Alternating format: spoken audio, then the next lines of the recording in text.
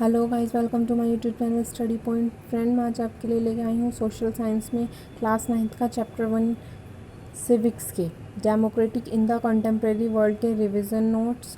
तो इसके बारे में इसका हम थोड़ा सा रिवीजन नोट्स देख लेते हैं। सबसे पहला टॉपिक हमारा टू टेल्स ऑफ डेमोक्रेसी की दो टेल्स हैं। पहली है हमारी चाइल्ड, सेकेंड है हमारी पोलैंड। चाइल्ड क्या है? जो सैल्वेडर एलेंडे है जो कि प्रेसिडेंट थी चिली की और साउथ जो कि साउथ अमेरिकन कंट्री है। ही वॉज प्रो पुअर, वो जो है बहुत ज़्यादा पुअर थी एंड वर्कर्स थे। He was oppose from rich landlord, वो जो है बिल्कुल अपोजिट थी रिच और लैंडलॉर्ड्स के। Even America was unhappy with them, बल्कि जो अमेरिका था वो भी उनसे नाखुश था। There was a military coup led by General Augusto Pinochet in which Allende was killed. यहाँ पे जो है एक मिलिट्री कूप था जनरल ऑगोस्टो पिनोशेट जो कि एलेंडे में मारा गया था। जो पिनोशे के रूल थे चाइल्ड के, ऑलमोस्ट 18 साल तक ऑटोक्रेटिक स्टाइल था वहाँ पे। फाइनली डेमोक्रेसी आई वापस चाइले में जब माइकल बैसले जो है इलेक्ट हुआ एज प्रेसिडेंट। ये हमारा चाइल्ड के बारे में होगा। इसके बाद हम पोलैंड पढ़ेंगे। पोलैंड क्या है? Poland was ruled by polish United worker party के द्वारा रूल किया। एक नॉन डेमोक्रेटिक कम्युनिस्ट गवर्नमेंट है। कुछ workers led by Lech Walesa went on strike for just their demand. कुछ वर्कर्स जो हैं ले वालेसा के द्वारा स्ट्राइक पे चले गए अपने डिमांड्स की पूरा करने के लिए। इनिशियली में स्टार्टिंग में जो गवर्नमेंट थी उन्होंने नेगोशिएट हुए, लेकिन बाद में जो रूलर हैं जनरल ज़ेरूजेलेस्की वो इम्पोज कर दिया उन्होंने मार्शल लॉ कंट्री में। और ही वॉज बैक बाय, वो वापस बैक हो गए, मतलब उसकी जगह हमारी सोवियत रशिया आ गई। जो पॉलिश पीपल थे कंटिन्यू, उन्होंने अपना स्ट्रगल कंटिन्यू रखा और फाइनली ले वालेसा जो है इलेक्ट हुई डेमोक्रेसी, उसके साथ साथ प्रेसिडेंट भी पोलैंड की। अब हमारी दो फीचर्स पढ़ लेते हैं। डेमोक्रेसी के फीचर्स क्या होते हैं? डेमोक्रेसी एक फॉर्म है गवर्नमेंट की जो अलाउ करता है पीपल को चूज़ करने के लिए अपना लीडर, उसे हम डेमोक्रेसी बोलते हैं। सेकंड पॉइंट है हमारा people have the freedom to express their views, freedom to organise and freedom to protect against injustice. जो पीपल होते हैं डेमोक्रेटिक कंट्री में, उनके पास फ्रीडम होती है कि वो अपने व्यूज़ को एक्सप्रेस कर सकें। उन्हें फ्रीडम होती है ऑर्गेनाइज करने की और प्रोटेस्ट करने की, अगेंस्ट इनजस्टिस के खिलाफ आवाज़ उठाने की उन्हें फ्रीडम होती है।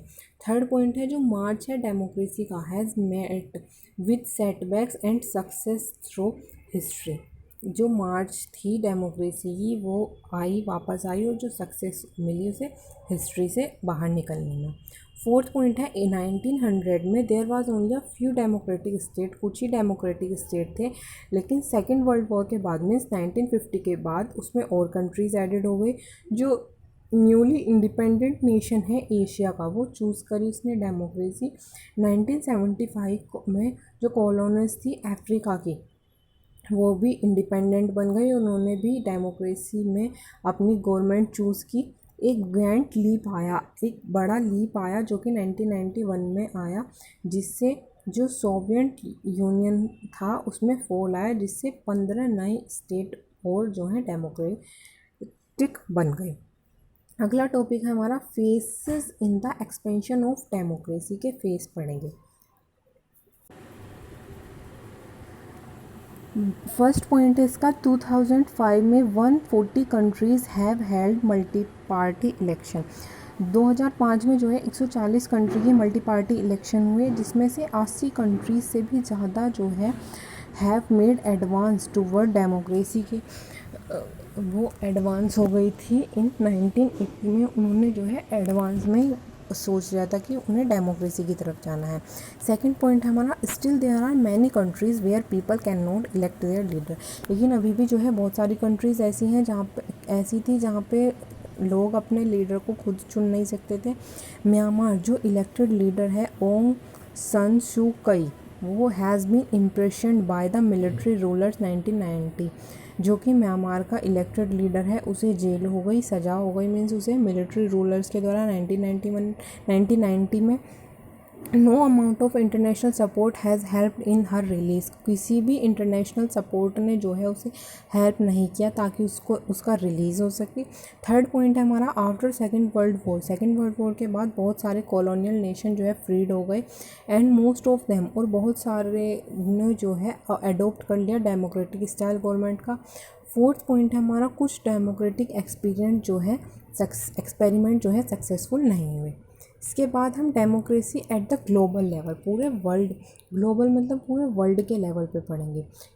फर्स्ट है, is it possible to have democracy at globe level? क्या ये पॉसिबल है डेमोक्रेसी होना ग्लोब लेवल पे? नॉट एट प्रेजेंट, अभी तो नहीं। सेकंड है हमारा जो यूएन है, एक international monetary fund means IMF, और जो वर्ल्ड बैंक है वो जो है ग्लोबल एसोसिएशंस हैं पूरे वर्ल्ड के। वो अटेम्प्ट करते हैं maintain piece and security among the countries of the world. वो चाहते हैं कि वर्ल्ड में जितनी भी कंट्रीज़ हैं वहाँ पे शांति और सिक्योरिटी अच्छे से हो। They give loan and money to the government, वो जो है लोन देते हैं और मनी देते हैं गवर्नमेंट को। थर्ड पॉइंट है इसका, they are not fully democratic. वो अब ऐसी कंट्रीज़ के बारे में पढ़ेंगे जो कि फुल्ली डेमोक्रेटिक नहीं है। 5 countries, US, UK, France, China and Russia. ये जो हैं ऐसी कंट्रीज़ हैं जो कि पूरी तरीके से डेमोक्रेटिक नहीं है। यहाँ पे जो वीटो पावर है वो सिक्योरिटी काउंसिल की है। फोर्थ पॉइंट है हमारा, जो IMF है मीन्स इंटरनेशनल मॉनेटरी फंड है, वो कंट्रोल होता है बाय वेल्थी 10 नेशंस के द्वारा। और जो प्रेसिडेंट है वर्ल्ड बैंक का वो हमेशा एक अमेरिकन है, और ये जो है डेमोक्रेटिक प्रिंसिपल्स के अगेंस्ट है।